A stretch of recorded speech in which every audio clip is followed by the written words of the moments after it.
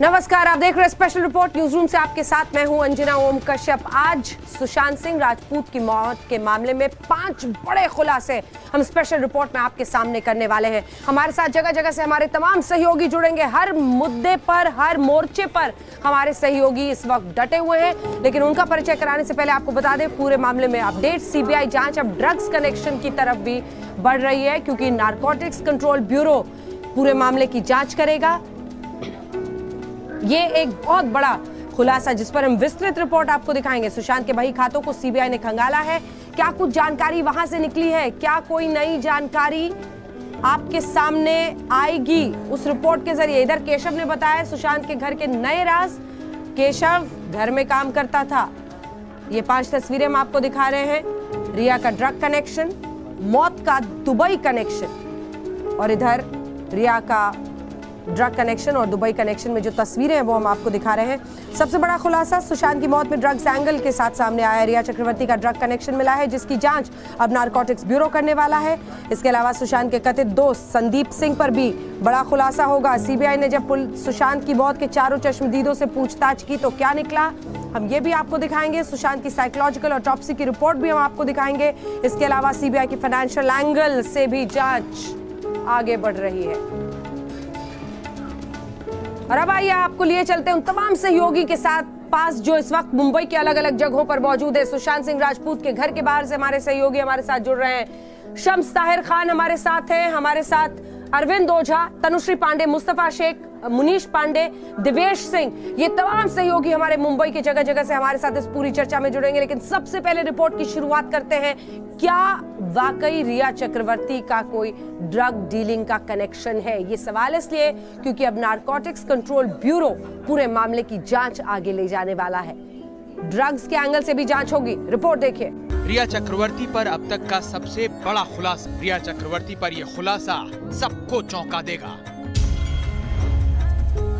रिया चक्रवर्ती की चैट में सामने आया ड्रग्स का एंगल। रिया चक्रवर्ती करती थी ड्रग्स का इस्तेमाल और डीलिंग। अब ड्रग्स के लेन देन में रिया की भूमिका जांच के दायरे में। सुशांत सिंह राजपूत की मौत का रहस्य सुलझाने के लिए सीबीआई 5 दिन से ताबड़तोड़ एक्शन में है। पिछले 5 दिनों में एक के बाद एक कई बड़े खुलासे हुए। लेकिन सुशांत की गर्लफ्रेंड रिया चक्रवर्ती को लेकर जो अब खुलासा हुआ है वो सबसे बड़ा। सुशांत सिंह राजपूत मामले की जांच में अब ड्रग्स की बू आने लगी है। बीजेपी नेता सुब्रमण्यम स्वामी ने दावा किया था सुशांत ने मौत से पहले दुबई के किसी ड्रग डीलर से मुलाकात की थी। लेकिन अब बेहद बड़ा खुलासा ईडी की तरफ से हुआ है।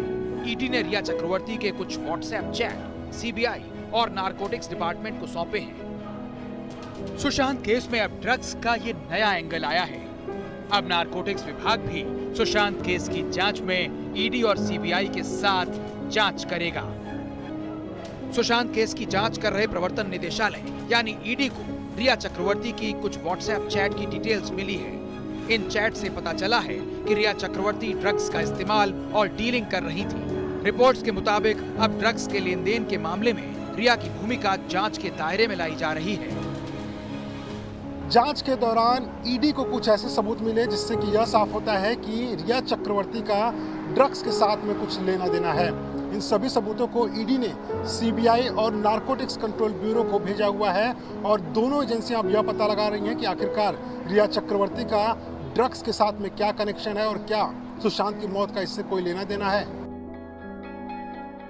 सूत्रों की माने तो रिया चक्रवर्ती के ड्रग्स कनेक्शन के बाद सुशांत केस में जांच की दिशा भी बदलती हुई दिखाई दे रही है। आज सीबीआई की टीम ईडी के अधिकारियों से मिली और उन्होंने ईडी से पूछताछ और फोन रिकॉर्ड्स कलेक्ट किए। ईडी से पहले बीजेपी नेता सुब्रमण्यम स्वामी ने कुछ गंभीर आरोप लगाए थे। स्वामी के मुताबिक सुशांत सिंह की मौत से पहले दुबई का एक ड्रग डीलर अयाश खान उनसे मिला था। सुब्रमण्यम स्वामी ने इसे लेकर एक ट्वीट भी किया। सुनंदा पुष्कर मामले में उनके पेट में पाए गए तत्व ही जांच का सही आधार बने थे। उनका पोस्टमार्टम एम्स के डॉक्टरों ने किया था, लेकिन श्रीदेवी और सुशांत सिंह के मामलों में ऐसा नहीं हो सका। हालांकि मुंबई सीएफएसएल के निदेशक डॉक्टर कृष्णा कुलकर्णी के मुताबिक सुशांत सिंह की विसरा रिपोर्ट में जहर या ड्रग्स जैसी कोई चीज नहीं पाई गई। लेकिन सुब्रमण्यम स्वामी ने आरोप ये भी लगाए हत्यारों और उनकी पहुंच की शैतानी मानसिकता धीरे धीरे सामने आ रही है।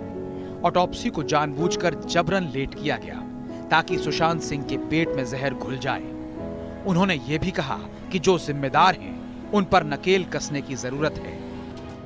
वैसे सीबीआई का अगला टारगेट रिया चक्रवर्ती ही है। सीबीआई कभी भी रिया से पूछताछ कर सकती है, लेकिन सीबीआई ने रिया के लिए सवालों की जो लिस्ट तैयार की है उसमें अब ड्रग्स के एंगल पर भी सवाल जुड़ जाएंगे। नारकोटिक्स कंट्रोल ब्यूरो के डायरेक्टर ने आज तक से कहा कि वो जल्द इस मामले में ड्रग्स एंगल पर जांच करेंगे। दरअसल सुशांत से जुड़े कुछ लोगों के बारे में जानकारी मिली कि वो ड्रग्स कंजप्शन करते थे, साथ ही साथ कुछ लोगों के जो तार हैं वो ड्रग्स डीलरों से भी जुड़े हुए हैं, जिसके बाद नारकोटिक्स कंट्रोल ब्यूरो अब इस मामले में ड्रग्स एंगल पर जल्द ही जांच शुरू करेगी। कैमरामैन संजय के साथ अरविंद ओझा, मुंबई, आज तक। आइए आपको सीधे लिए चलते हैं। हमारे तमाम सहयोगी अलग अलग जगहों से मुंबई से लगातार इस 1 घंटे लाइव जुड़े रहेंगे हमारे साथ और हर जगह की खबर आप तक पहुंचाएंगे। सबसे पहले शम्स ताहिर खान आपके साथ शुरुआत करते हुए। शम्स, क्या रिया के व्हाट्सएप चैट से ये ड्रग्स वाला एंगल आया? कैसे इसको आगे ले जा रही है सीबीआई? देखिए अंजना, इसमें 2 चीजें हैं। आपको याद होगा जब ईडी ने पूछताछ की थी रिया चक्रवर्ती से, और इसके अलावा बैंक खाते सुशांत के जब चेक किए गए थे तो उसमें बहुत सारे ऐसे ट्रांजैक्शन मिले थे एटीएम से 20,000, 25,000 कुछ घंटों के बाद, और लगातार, और अमाउंट भी लगभग उतना ही था कई दिनों तक। तो ये हुआ कि आखिर ऐसी क्या जरूरत थी इतने जल्दी पैसे निकालने की। तो वहां से ये बात शुरू हुई। नीरज ने एक बयान दिया था मुंबई पुलिस को, जो स्टेटमेंट अपना, उसमें भी उसने ड्रग्स का मेंशन किया था। और यहाँ पे मुंबई पुलिस का सवाल उठता है कि जब उसने स्टेटमेंट दिया था तो मुंबई पुलिस को वो काम करना चाहिए था जो अब नारकोटिक कंट्रोल ब्यूरो को ईडी के जरिए पहुंचा है। तो ये सारी चीजें शुरुआत से आ रही थी, जानकारी थी, लेकिन मुंबई में अपना एक कल्चर है, फिल्म इंडस्ट्री और फिल्मी पार्टी के बारे में आप सबको पता है, ये एक ओपन सीक्रेट है। और यहाँ ड्रग डीलर, ड्रग पैडलर, इनके किस किस से कनेक्शन है, बड़े हाई लेवल पे हैं। तो मुंबई पुलिस अक्सर ऐसे लोगों को बुलाती भी है, लेकिन कभी कोई कार्रवाई आज तक हुई नहीं है। तो शुरुआत ईडी के उस खाते से होती है और उसके बाद धीरे धीरे फिर नीरज के बयान आते हैं, और उसके बाद जब पूछताछ होती है और फिर ड्रग्स की चीजें सामने आती है तो फिर ये आता है कि कहा यह जाता है बिल्कुल खास कि सुशांत सिंह राजपूत के आसपास के लोग ड्रग्स लेते थे। अब यहाँ पे नारकोटिक कंट्रोल ब्यूरो की ये है असली जांच कि वो पता करे कि वो कौन लोग थे, वो डीलर कौन था, डीलर के साथ कोई कनेक्शन था कि नहीं था, रिया का इसमें क्या रोल था, वो सिर्फ ड्रग्स लेती थी या ड्रग्स के साथ उसका कोई बिजनेस था, ड्रग डीलर के साथ दोस्ती थी, या सिर्फ बाकी उसका प्रोफेशनल कुछ जुड़ाव था। ये सारी चीजें आप जाहिर सी बात है कि नारकोटिक कंट्रोल ब्यूरो को देखनी, क्योंकि सीबीआई के अधिकार क्षेत्र में नारकोटिक कंट्रोल ब्यूरो नहीं आता। तो एक साथ देखिए तो ईडी फाइनेंशियल एंगल अलग जांच कर रही है, सीबीआई कैसे मौत हुई अलग जांच कर रही है, अब नारकोटिक कंट्रोल ब्यूरो इसमें आ गई है, मुंबई पुलिस और बिहार पुलिस का पहले ही आपको पता है। तो ये मामला धीरे धीरे कहाँ जा रहा है और कहाँ पहुंचेगा, सचमुच कहना आसान नहीं है। कोई एंगल छूट नहीं रहा है, कोई एंगल नहीं छूट रहा है। हर ऐसी छोटी से छोटी जानकारी और बिंदु पर लीड लेकर अगर जांच एजेंसियां बढ़ रही हैं तो देखिए एंटी नारकोटिक्स ब्यूरो इस एंगल की जांच करेगा ड्रग्स के। लेकिन दूसरी तरफ संदीप सिंह को लेकर आज कई गंभीर सवाल खड़े हुए हैं। हमारे तमाम सहयोगी लगातार इस 1 घंटे में हमारे साथ जुड़े रहेंगे, हम आपको लिए चलेंगे उनके पास भी। मुनीश भी हमारे साथ मौजूद है, अरविंद ओझा भी हैं, हमारे सहयोगी दिवेश भी हैं, तनुश्री हैं। लेकिन उससे पहले जल्दी से आपको दिखा देते हैं संदीप सिंह, कथित करीबी दोस्त सुशांत सिंह राजपूत का आज कई सवाल उसको भी लेकर खड़े हुए। एम्बुलेंस के ड्राइवर से उसने 14 जून मौत के दिन तो बात की ही थी, लेकिन उसके बाद 2 दिन बाद 16 जून को भी पूछा गया क्यों। कई सारे सवाल हो रहे हैं। सुब्रमण्यम स्वामी कह रहे हैं कि दुबई कनेक्शन है, कुछ जांच हो। देखिए ये रिपोर्ट। सुशांत की रहस्यमय मौत के मामले में अब शक की सुई संदीप सिंह की तरफ जा रही है। जी हाँ, संदीप सिंह, जिसका दावा है कि वो सुशांत का दोस्त है। मीडिया पर वो सुशांत का दोस्त बनकर ही सामने आया था। आप उस घर में अंदर जा पाए थे? क्या आपने उनकी बॉडी को निकलते हुए देखा था? बॉडी को पास से आप देख पाए थे? नहीं अंजना, ये बात मैं यहाँ क्लियर करना चाहूंगा। बहुत अच्छा सवाल है आपका कि मैं अपने दोस्तों के साथ उनके लिफ्ट के पास ही खड़ा था, क्योंकि ऊपर जाना पुलिस ने अलाउ नहीं किया था, कोई भी नहीं जा सकता था। एक बार जब बॉडी एम्बुलेंस से चली गई, पुलिस ने हमसे बातचीत कर ली, फिर हम सब ऊपर गए कि अब आगे क्या करना है। उसके बाद मैं और मीतू दीदी एक गाड़ी में ऊपर हॉस्पिटल के लिए निकले, क्योंकि सारी डॉक्टरों से बातचीत करनी थी। सुशांत का ये दोस्त जो खुद सीबीआई जांच की मांग कर रहा है, वो अब सवालों के कटघरे में है। सुशांत के परिवार के लोग संदीप सिंह की गिरफ्तारी की मांग कर रहे हैं। ये तमाम चीज़ों से ये स्पष्ट होते जा रहा है कि आत्महत्या नहीं हत्या है, और मुझे लगता है कि अब गिरफ्तारी शुरू हो जाएगी। और अब मुझे आशा विश्वास है कि जो लोग काफ़ी संदिग्ध व्यक्ति जो लोग सामने आ रहे हैं, चाहे वो पिठानी हो चाहे वो संदीप हो, 3 लोगों की अब गिरफ्तारी होनी चाहिए मुझे लगता है। संदीप सिंह पर शक की सुई यूं ही नहीं गई है। संदीप सिंह ने पिछले 1 साल में एक बार भी सुशांत सिंह राजपूत से बात नहीं की थी, लेकिन मौत के दिन 14 जून को अस्पताल से लेकर मोर्चरी पर उन्होंने मोर्चा संभाल रखा था। सवाल यही कि आखिर किस हैसियत से। लेकिन इससे भी आगे 14 जून को एम्बुलेंस ड्राइवर अक्षय के साथ 3 बार बातचीत होती है, समझा जा सकता है। लेकिन 2 दिन बाद 16 जून को एम्बुलेंस के ड्राइवर अक्षय से आखिर क्या बात हुई और क्यों हुई, किस बारे में हुई, इसी को लेकर कई सवाल खड़े हुए। दरअसल आज तक के हाथ संदीप सिंह के कॉल रिकॉर्ड्स लग गए हैं। इन कॉल रिकॉर्ड्स के मुताबिक पिछले 1 साल में संदीप सिंह ने सुशांत से एक बार भी बात नहीं की थी। बात यहीं तक नहीं है, 14 जून को जिस एम्बुलेंस से सुशांत सिंह राजपूत के शव को अस्पताल ले जाया गया था, उसके ड्राइवर से संदीप सिंह जुड़ा रहा। संदीप सिंह ने 14 जून यानी सुशांत की मौत वाले दिन एम्बुलेंस के ड्राइवर अक्षय से 3 बार फोन पर बातचीत की। फिर 2 दिन बाद यानी 16 जून को एक बार फिर उसने अक्षय को कॉल किया। तो संदीप सिंह ने एम्बुलेंस के ड्राइवर से क्या बातें की, क्या जानना चाहता था वो? कुछ तो ऐसा था जो संदीप राज रखना चाहता था। सुशांत की मौत के बाद संदीप सिंह कूपर अस्पताल भी पहुंचा था। अस्पताल में उसने किसी पुलिस वाले को कुछ इशारे किए और धीरे से दुबई के बारे में कुछ बात की। हाँ, मैं इधर संदीप सिंह खड़ा, इधर सूरज सिंह जी खड़े, ऑफिसर खड़े और मैं खुद खड़ा था। मैं फ़ोन पे था, हम बातचीत कर रहे थे आपस में। जैसे उन्होंने कोई दुबई का नाम लिया कि दुबई से बात हुई, फ़ोन ऐसा कुछ बोला उन्होंने। दुबई मुझे वर्ड याद है, उन्होंने बोला। जैसे ही मैंने ऐसे घुमाया अपना पेस, तो संदीप सिंह को शक हो गया कि इनको ये करनी सेना से हैं और इनको कुछ पता चल गया होगा। तो उन्होंने इशारा किया ऑफिसर की तरफ, बोला इनको आउट किया जाए। ऑफिसर ने मुझे तुरंत एक्शन लिया, उन्होंने बोला आप प्लीज यहाँ से चले जाइए। तो आखिर संदीप सिंह क्यों गया था अस्पताल? किसने उसे अस्पताल जाने के लिए कहा था? फिल्म मेकर संदीप सिंह भी अब शक के घेरे में है। वो 14 जून को सुशांत सिंह राजपूत के घर क्यों गए, उसके बाद उन्हें मॉर्चरी में भी देखा गया और अंतिम संस्कार का भी सारा इंतजाम करते उन्हें ही देखा गया। उनकी सीडीआर के मुताबिक वो पिछले 1 साल से सुशांत के टच में नहीं थे। सुशांत सिंह की मौत की मिस्ट्री में संदीप सिंह एक नया किरदार बनकर सामने आया है। सुशांत के परिवार के लोग ही नहीं, बीजेपी के सांसद सुब्रमण्यम स्वामी ने भी संदीप की गिरफ्तारी की मांग की है। संदिग्ध दिख रहे संदीप सिंह से भी पूछताछ होनी चाहिए। उससे पूछना चाहिए कि वो कितनी बार दुबई गया और क्यों। ये संदीप जो वहाँ उसका एक्टिविटीज देखे, वो भी हमें थोड़ा सा कहीं न कहीं एक शक पैदा करने वाला उसका एक्टिविटीज नजर आ रहा था। और दूसरा ये था कि हमको लगता है घटना का 10 दिन भी नहीं बीता, उसके बाद तुरंत उसने एक मीडिया में आकर के मीडिया बाइट देना शुरू किया और जो भी लोगों से पूछताछ चल रही थी मुंबई पुलिस के द्वारा, उन तमाम लोगों को क्लीन चिट देने का शुरू कर दिया था। तो एक मेन गैंगस्टर की तरह वो काम कर रहा था। संदीप के बारे में सुशांत के घर वालों को पता नहीं था। संदीप सुशांत का दोस्त होने का दावा करता था, लेकिन उसके कॉल रिकॉर्ड्स और उसकी हरकतों से तो ये शक गहराता जा रहा है कि सुशांत की रहस्यमय मौत की उलझी गुत्थी सुलझाने में संदीप सिंह एक अहम किरदार साबित हो सकता है। दिल्ली से अंजना ओम कश्यप के साथ दिवेश सिंह, मुंबई आज तक। तो सुशांत की मौत का दुबई कनेक्शन और साथ ही ये फोन कॉल के जो डिटेल्स हैं, यही सबसे बड़े हथियार बन सकते हैं आने वाले वक्त में अगर शिकंजा कसता है संदीप सिंह पर। तो आइए आपको सीधे लिए चलते हैं। दिवेश हमारे सहयोगी इसी खबर पर हमारे साथ जुड़ रहे हैं। दिवेश, एक एक करके जानकारी आती हुई, देखिए ये सिर्फ उन 4 चश्मदीदों की बात नहीं है जो उस दिन 601 नंबर के फ्लैट में बांद्रा में मौजूद थे।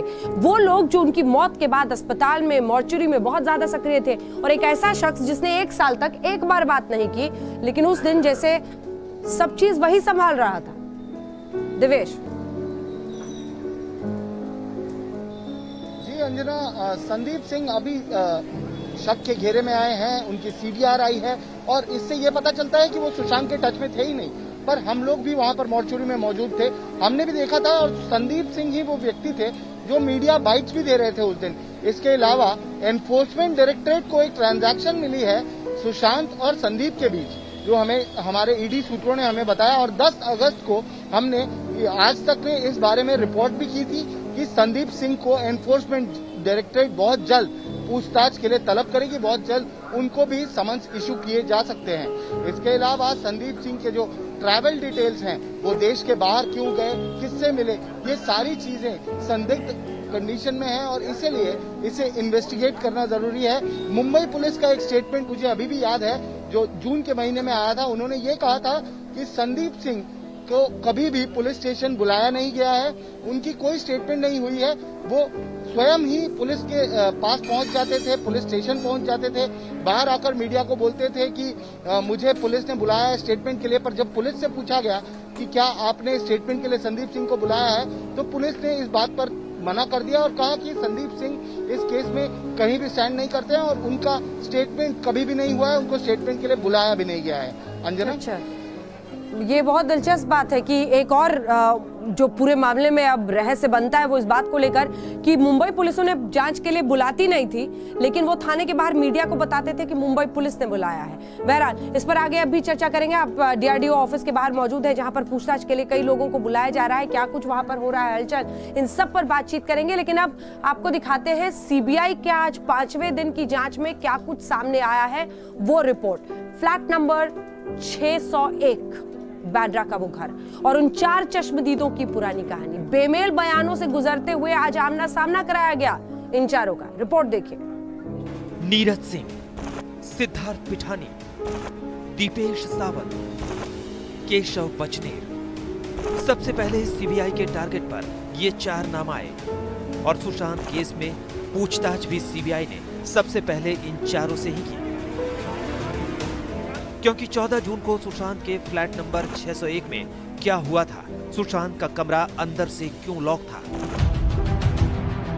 सुशांत के कमरे का दरवाजा खुला तो क्या देखा, सुशांत का एक एक राज ये चारों ही जानते हैं, क्योंकि सुशांत की मौत के दिन ये चारों सुशांत के कमरे में मौजूद थे। लेकिन अब सुशांत की मौत के रहस्य को सुलझाने के लिए सीबीआई ने इन चारों से सच उगलवाने का मास्टर प्लान बनाया है। सुशांत की मौत के ये चारों चश्मदीद अब चाहकर भी कुछ छुपा नहीं पाएंगे, क्योंकि अभी तक की पूछताछ में इन चारों ने सीबीआई के सामने जो बयान दिए हैं वो एक दूसरे से मेल नहीं खाते हैं। मसलन नीरज का दावा है कि जिस वक्त सुशांत के कमरे का दरवाजा नहीं खुल रहा था उस वक्त सिद्धार्थ पिठानी बिल्कुल घबराए हुए नहीं थे, जबकि सिद्धार्थ पिठानी का दावा है कि दरवाजा ना खुलने पर वो बहुत ज्यादा परेशान थे।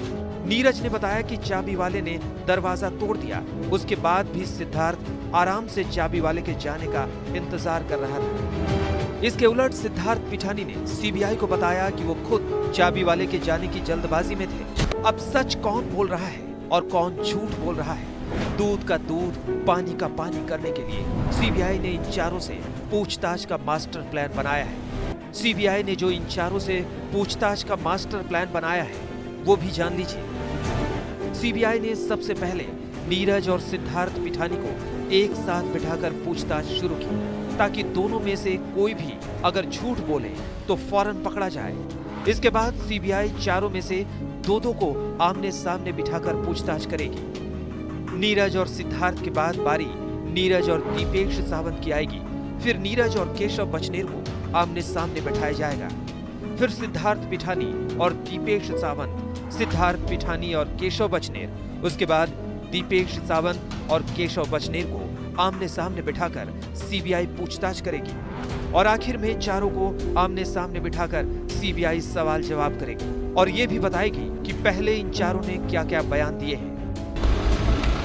केशव, आप आखिरी बार सुशांत से मिले थे, आपसे जानना चाहते हैं कि क्या उनकी फीलिंग्स थी, ये जानना चाहते हैं केशव आपसे। केशव, सीबीआई के सामने इन चारों के बयानों में विरोधाभास उस वक्त भी आया जब सीबीआई ने इनसे पूछा जब सुशांत के कमरे का दरवाजा खुला तो सुशांत का फेस किस तरफ था। इस पर नीरज ने बताया कि सुशांत का फेस विंडो की तरफ था, जबकि बाकी ने कुछ अलग ही बताया। सुशांत के दोस्त सिद्धार्थ पिठानी और मौत के दिन घर में मौजूद तीनों कर्मचारियों के जब सीबीआई ने बयान दर्ज किए तो उन बयानों में विरोधाभास नजर आया। उसके बाद में सीबीआई ने नीरज और सिद्धार्थ पिठानी की आमने सामने बिठाकर पूछताछ की, लेकिन विरोधाभास दूर करने के लिए सूत्रों की माने तो सीबीआई मौत के दिन घर में मौजूद चारों उन शख्स की आपस में आमने सामने बिठाकर पूछताछ कर यह पता लगाने की कोशिश करेगी कि आखिरकार विरोधाभास किस वजह से है और क्या इनमें से कोई शख्स झूठ बोल रहा है। कैमरामैन प्रशांत भट्ट के साथ मुनीश पांडे, मुंबई, आज तक।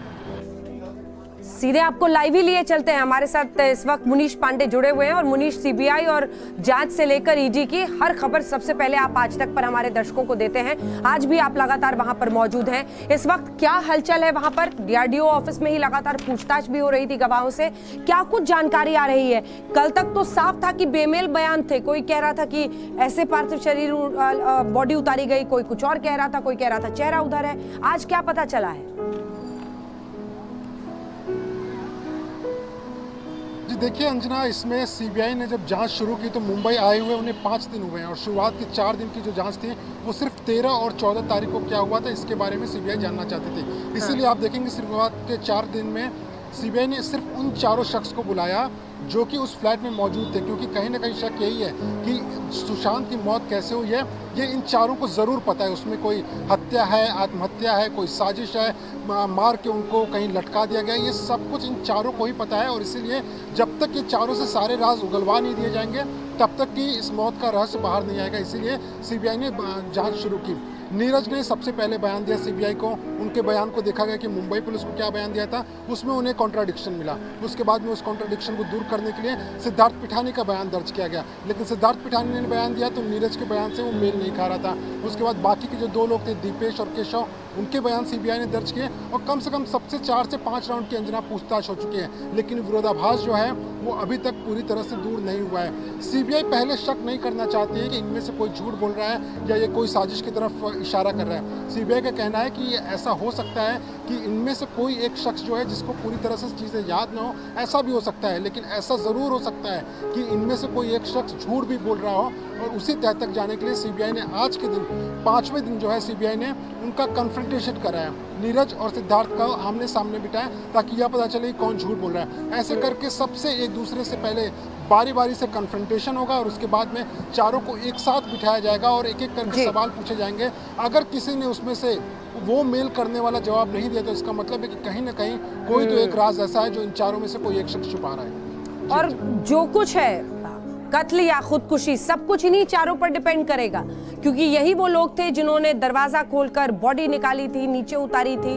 क्या कुछ हुआ था इस पर आप नजर बना रहे हैं। बड़ी खबर हम ले रहे हैं जिसके बाद हम आपको दिखाएंगे कैसे साइकोलॉजिकल ऑटोप्सी होने वाली है सुशांत सिंह राजपूत की। बड़ी खबर इस वक्त की यह है कि सीबीआई के अधिकारियों ने ईडी के अधिकारियों से मुलाकात की है और जानकारी आ रही है कि इसमें मुलाकात सिर्फ इसलिए है कि पैसे के लेन देन को लेकर ईडी से सीबीआई जानकारी ले सके। और बताया जा रहा है कि ईडी ने पैसे के लेन देन को लेकर जानकारी साझा की है सीबीआई के साथ। और अब आइए आपको दिखाते हैं साइकोलॉजिकल ऑटोप्सी होने वाली है सुशांत सिंह राजपूत की। इसका अर्थ यह है कि सुशांत सिंह राजपूत के दिमाग में उन आखिरी के दिनों में क्या चल रहा था, क्या थी उनकी सोच, उनके व्हाट्सएप चैट, उनकी लिखावट, उनकी डायरी, एक एक चीज को कायदे से देखा जाएगा। आम भाषा में से कहा जाता है कि दिमाग में क्या था उनके आखिरी दिनों में, ये पढ़ने की कोशिश होगी। सुशांत के दिमाग में क्या सुशांत किस मनोस्थिति से गुजर रहे, सुशांत की साइकोलॉजिकल ऑटोप्सी से खुलेगा राज। सुशांत सिंह राजपूत की हत्या हुई या फिर उन्होंने खुद मौत को गले लगाया था, इस मिस्ट्री को सुलझाने के लिए अब सीबीआई सुशांत का दिमाग पढ़ने की कोशिशों में जुटने वाली है। जी हाँ, सीबीआई अब सुशांत की साइकोलॉजिकल ऑटोप्सी करने की तैयारी कर रही है। सबसे पहले आपको बता दें कि ये साइकोलॉजिकल ऑटोप्सी होती क्या है। साइकोलॉजिकल ऑटोप्सी फॉरेंसिक इन्वेस्टिगेशन का तरीका है। इस प्रक्रिया के तहत मरने वाले इंसान के दिमाग को पढ़ने की कोशिश होती है। फॉरेंसिक साइकोलॉजिस्ट मृतक के व्यवहार, रहन सहन, आदत वगैरह का अध्ययन करते हैं। सुशांत सिंह राजपूत की मौत की मिस्ट्री सुलझाने के लिए भी सीबीआई अब इसी तरह से साइकोलॉजिकल ऑटोप्सी करने वाली। सीबीआई सुशांत के घर वालों, उनके दोस्तों और करीबियों से बात करके उनके बारे में जानकारियां जुटाएगी। मौत से पहले, मौत के दिन तक सुशांत क्या सोचते थे, उनकी दिनचर्या कैसी थी, इसका पता लगाया जाएगा। इसके अलावा सुशांत की डायरी, मोबाइल, फोन चैट्स और गैजेट्स की पड़ताल की जाएगी। सीबीआई इस साइकोलॉजिकल ऑटोप्सी के जरिए इस नतीजे पर पहुंचेगी कि सुशांत की हत्या हुई या फिर डिप्रेशन के चलते उन्होंने अपने ही हाथों अपनी जान ले ली।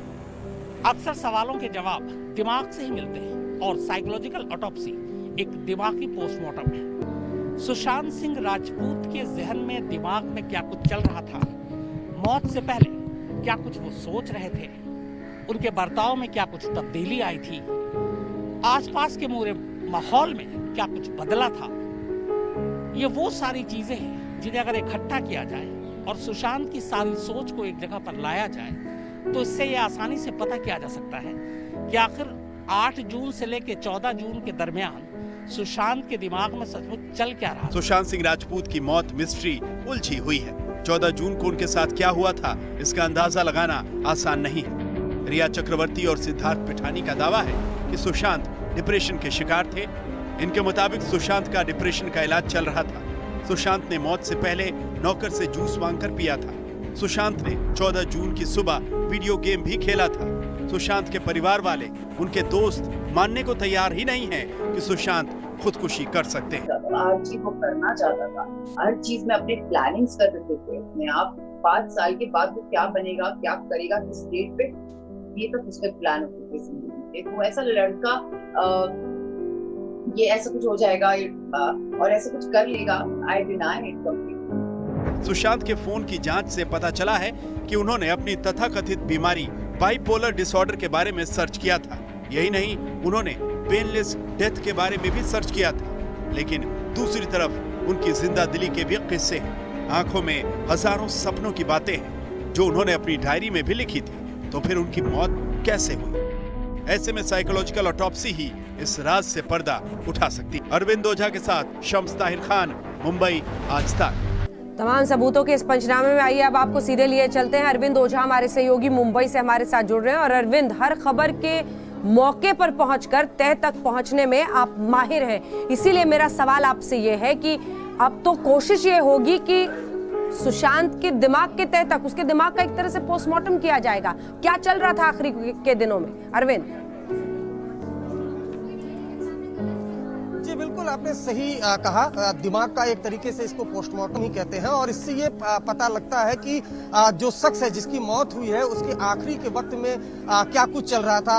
इनफैक्ट जो पोस्ट सोशल मीडिया के थे, जो उन्होंने पोस्ट किए थे, उसकी भी बारीकी से, जो नोट्स बनाए थे उसकी भी बारीकी से अध्ययन होगी। उससे सुशांत से जो जुड़े लोग हैं उनसे बातचीत की जाएगी और इस तरीके से जो एक तरीके से ऑटोप्सी रिपोर्ट है, साइकोलॉजिकल रिपोर्ट माफ करिएगा, वो तैयार होगी। तो एक तरीके से दिमाग पोस्टमार्टम, यहाँ तक कि 8 जून से 14 जून तक क्या कुछ हुआ था। 8 जून को रिया गई थी, 14 जून को उनकी मौत हुई थी। तो इस फ्लैट में जहां वो पर रहते थे क्या कुछ हुआ था, उनके दिमाग में उसके बाद क्या कुछ चल रहा था, ये तमाम जो चीजें हैं वो पता आसानी से लग सकती है, जो जांच में बहुत मदद करेंगे। जरा बिल्कुल, 6 दिन जो बीच के हैं, 8 से लेकर 14 जून के बीच क्या चल रहा था सुशांत के दिमाग में, ये सब जानने की कोशिश होगी। हमारे साथ हमारे अन्य सहयोगी भी, तनुश्री भी लगातार जुड़ी हुई, मैं आपके पास भी आऊंगी। जल्दी से अपने दर्शकों को जरा ये दिखा देते हैं परिवार किस तरह से सिर्फ उस 14 जून के सच को जानने के लिए इंसाफ की लड़ाई लड़ रहा है। आज बहनों ने फिर पुराने कुछ वीडियो डालकर भाई को याद किया। एक तरफ सीबीआई सुशांत की मौत की मिस्ट्री को सुलझाने के लिए सुपर फास्ट एक्शन में लगी हुई है, दूसरी तरफ परिवार को सुशांत रह रह कर याद आते हैं। यादों के एल्बम से सुशांत सिंह राजपूत का एक नया वीडियो सामने आया है। इस वीडियो में हर कोई खुश दिख रहा है। खुद सुशांत सिंह राजपूत सजे धजे सबसे गले मिल रहे हैं। सुशांत की बहन दुल्हन के जोड़े में जम रही। सुशांत के बहनोई स्टेज पर सबकी मुबारकबाद कबूल कर रहे हैं। ये वीडियो सुशांत की सबसे छोटी बहन श्वेता सिंह कीर्ति की शादी का है। ब्याह के बाद रिसेप्शन में पूरा परिवार खुशियों के खजाने को पाकर बेहद खुश था। सुशांत को गौर से देखिए, एकदम दुबले पतले सुशांत भी बहन श्वेता से बात कर रहे हैं तो कभी बहनोई से गले मिलते हैं। श्वेता ने इस वीडियो को जारी करते हुए बेहद भावुक लफ्जों में लिखा, मेरी शादी के रिसेप्शन में भाई मुझे गले लगाते हुए, मुझे याद है कि रिसेप्शन से एक दिन पहले उसने मुझे गले लगाया और रो पड़ा। काश मैं उस दौर में लौट पाती। बहन श्वेता सिंह कीर्ति सोशल मीडिया पर भाई सुशांत को लेकर कुछ न कुछ शेयर करती रहती हैं। श्वेता ने अपने ट्विटर अकाउंट पर एक तस्वीर भी शेयर की है जिसमें सुशांत अपनी फैमिली के साथ नजर आ रहे हैं। इसके साथ साथ श्वेता ने एक वीडियो के जरिए सुशांत को ट्रिब्यूट दिया है। इस भावुक कर देने वाले गाने का टाइटल है इंसाफ एक सवाल है। वीडियो में सुशांत की अलग अलग मौके की तस्वीरें हैं जिसमें सुशांत की फैमिली के साथ और उसकी फिल्मों की कुछ तस्वीरों की झलकियां देखने को मिल रही हैं। इस गाने को आदित्य चक्रवर्ती ने लिखा है और इसे वरुण जैन ने अपनी आवाज दी है। आज तक ब्यूरो स्टोरी पर हमारे एक रिपोर्टर पूरी जानकारी मुंबई से दे रहे हैं। मुस्तफा भी हमारे सहयोगी बने हुए हैं लगातार पिछले 1 घंटे से हमारे साथ। लेकिन तनुश्री, जल्दी से आपसे जानकारी इस पूरे मुद्दे पर। देखिए, परिवार के लिए इंसाफ की लड़ाई है, उनके लिए ये 14 जून का सच जानने की लड़ाई है। अब लपेटे में तमाम अलग अलग एंगल्स, ईडी से लेकर पैसे के लेन देन से लेकर अब तो ड्रग्स का भी मामला जांच के पर्व्यू में आ गया है। तनुश्री। बिल्कुल अंजना, हम आपको सब बता दें कि जो अभी सबसे अहम किरदार माना जा रहा है इस पूरे केस में वो है रिया चक्रवर्ती। प्राइम अक्यूज्ड के तौर पे उनको सीबीआई अभी मान रही है। पर इसके साथ साथ एक ये भी जरूरी चीज है कि 14 जून जिस दिन सुशांत का देहांत हुआ उस दिन रिया चक्रवर्ती उनके घर पे मौजूद नहीं थी। तो रिया चक्रवर्ती को अभी क्वेश्चन नहीं किया गया है। आज 5वां दिन था सीबीआई का मुंबई में और उनके लॉयर जो है रिया चक्रवर्ती के, यहीं पे रिया चक्रवर्ती रहती है। प्राइम रोज ये अपार्टमेंट है और सांता क्रूज वेस्ट मुंबई में। उनके पिताजी और शौविक भाई बताया जा रहा है कि अंदर ही हैं। पर रिया के जो लॉयर है वो अंजना बता रहे हैं कि अब तक उनको सीबीआई से समन नहीं आया। समन आते ही वो प्रोब को ज्वाइन करेंगे। पर सबसे जरूरी जो एक सवालात, अभी सीबीआई अपना ग्राउंड तैयार कर रही है प्राइम विटनेसेस को क्वेश्चन करके। पर नारकोटिक्स के साथ साथ सबसे जरूरी जो एक सवाल रिया चक्रवर्ती से पूछा जाएगा, क्योंकि वो सबसे क्लोज थी सुशांत सिंह के, उनकी गर्लफ्रेंड रह चुकी हैं, कि जब वो छोड़ के गई घर 8 जून से 14 जून के बीच में, इन 6 दिनों में ऐसा क्या हुआ कि क्या सुशांत को उकसाया गया, किस तरीके की उनकी दिमाग में चीज चली कि इस तरीके की घटना हुई, क्या जो भी हो, या मर्डर हो या आत्महत्या हो, इन 6 दिनों में ऐसा क्या हुआ है, ये सबसे अहम सवाल होने वाला है रिया चक्रवर्ती से। आज 5वां दिन था, आज का दिन निकल गया, रिया को नहीं सवाल किया गया। पर हमें बताया जा रहा है सीबीआई के सोर्सेज से, जो हमें पता चल रहा है कि आने वाले हफ्ते में रिया चक्रवर्ती को समन भेजा जाएगा और उनको, उनके परिवार को, उनके पिताजी और जो भाई है शौविक, आप रिया के घर के बाहर ही इस वक्त मौजूद हैं तनुश्री। रिया के घर के बाहर ही मौजूद है, अभी तस्वीरें आप दिखा रही थी, एक बार फिर से बिल्कुल हम आपको एक बार दिखा देंगे। मैं अपने कैमरा पर्सन को भी बोलूंगी कि ये प्राइम रोज अपार्टमेंट है और ये सांता क्रूज वेस्ट में पड़ता है मुंबई के। यही वो बिल्डिंग है। इसके बैक साइड पर रिया चक्रवर्ती का घर है, पहले मंजिल पे उनका घर है। और बताया जा रहा है कि उनके पिताजी, उनके भाई, उनकी माता सब अंदर ही हैं इस वक्त पे। उन्होंने घरों के जो पर्दे हैं, मत अंजना बता दे, पूरे तरीके से ढके हुए रखे हैं। किसी भी तरीके का कैमरा का भी एक्सेस उनके घर में जाना इस वक्त पे बिल्कुल पॉसिबल नहीं हो पा रहा है। गार्ड्स भी जो हैं, सब लोग पूरे तरीके से आप देखेंगे कि इस अपार्टमेंट से ना कोई बाहर आ रहा है ना कोई अंदर जा रहा है। तो बहुत ही कम मूवमेंट भी रखी है ताकि मीडिया को बहुत कम से कम वो मीडिया से बात कर पाए, मीडिया से बच सके। पर यही वो अपार्टमेंट है, यही वो बिल्डिंग है जहाँ रिया चक्रवर्ती रहती है। अंजना, ठीक है मुस्तफा, मैं आपके पास आऊंगी ये बातचीत करने के लिए कि पैसे के लेन देन को लेकर जिस तरह से मामला आगे बढ़ रहा है वो कहां पर पहुंचा है। लेकिन उससे पहले जल्दी से रिपोर्ट अपने दर्शकों को दिखा देते हैं। सुशांत सिंह राजपूत की मौत के पीछे कहीं उनके करोड़ों रुपए की हेराफेरी तो वजह नहीं है। ईडी इसकी जांच कर रही है। सुशांत के परिवार वालों ने आरोप लगाया था कि रिया और उसके परिवार वालों ने सुशांत के 15 करोड़ रुपए। सीबीआई अब सुशांत केस की फाइनेंशियल एंगल से भी जांच कर रही है। सुशांत के पूर्व अकाउंटेंट रजत मेवाती से सीबीआई ने सोमवार को पूछताछ की थी। आज सीबीआई ने सुशांत के सीए संदीप श्रीधर से पूछताछ की।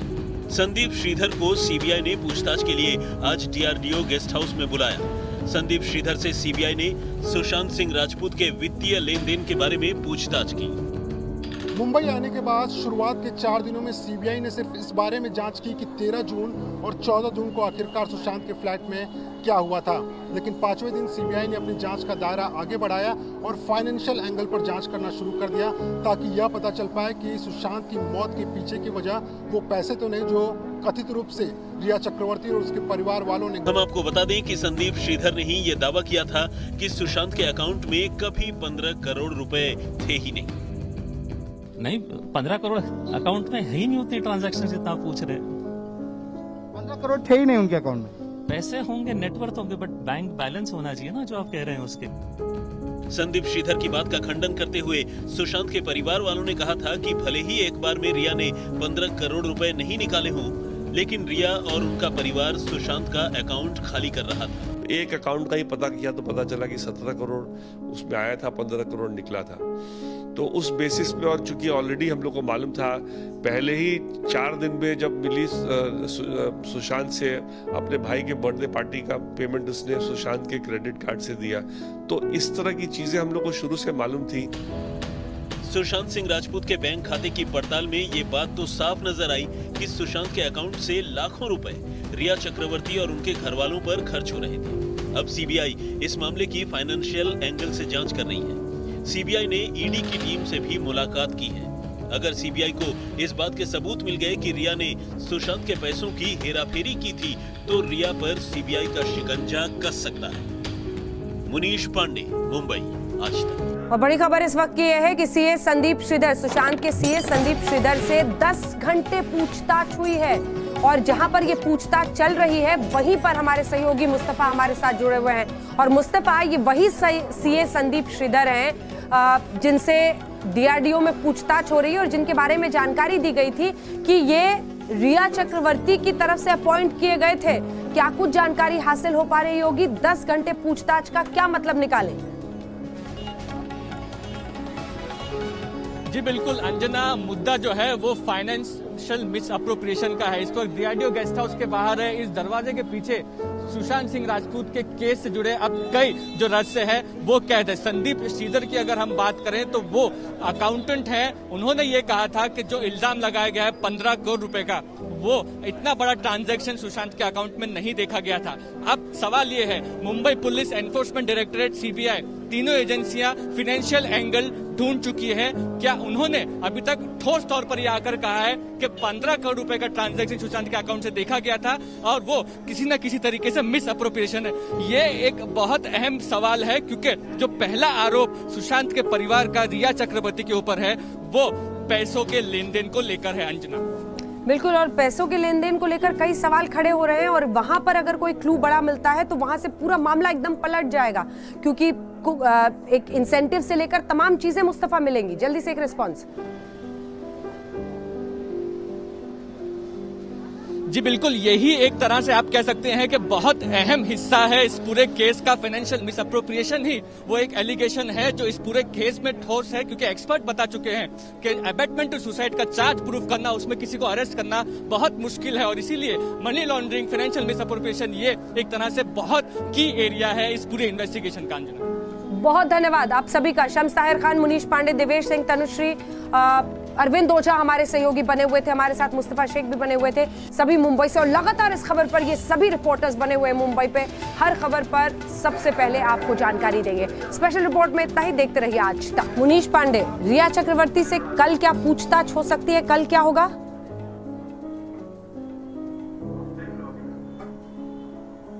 जी बिल्कुल अंजना, पूरी संभावना है कि रिया चक्रवर्ती से कल पूछताछ हो सकती है। पहले पूछताछ सोमवार को ही होनी थी, लेकिन जो कि विरोधाभास नजर आया सीबीआई को पहले, उसकी वजह से पूछताछ डिले हुई है, ऐसा सीबीआई सूत्रों का कहना है।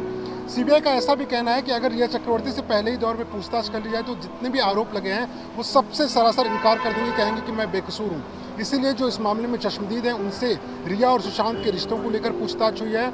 8 तारीख को क्या हुआ था, उसके बाद में 8 से 14 के बीच में क्या हुआ, क्या वो किसी से संपर्क में थी या नहीं थी सुशांत की जानकारी लेने के लिए, इन सारे जो जवाब मिले हैं सवालों के, सीबीआई उसको लेकर भी सवाल बनाई है। एक लंबी फहरिस्त है और अभी जो जानकारी मिल रही है कि कभी भी रिया से पूछताछ हो सकती है। बहुत मुमकिन है कि कल ही ये पूछताछ रिया चक्रवर्ती से हो जाएगी। जी धन्यवाद आपका इस पूरी जानकारी के लिए। हमारे सहयोगी मुनीश बता रहे हैं अब रिया की बारी है, तैयारी है पूरी सवालों के साथ। कब करती है सीबीआई पूछताछ, इसका इंतजार करना होगा। एक ब्रेक के लिए हम रुक रहे हैं, देखते रहिए आज तक। नमस्कार, मैं हूं अंजना ओम कश्यप। हमें उम्मीद है ये वीडियो आपको पसंद आया होगा। लेटेस्ट खबरों के लिए यूं ही देखते रहिए आज तक और इस वीडियो के पसंद आने पर लाइक, शेयर एंड सब्सक्राइब करना ना भूलें।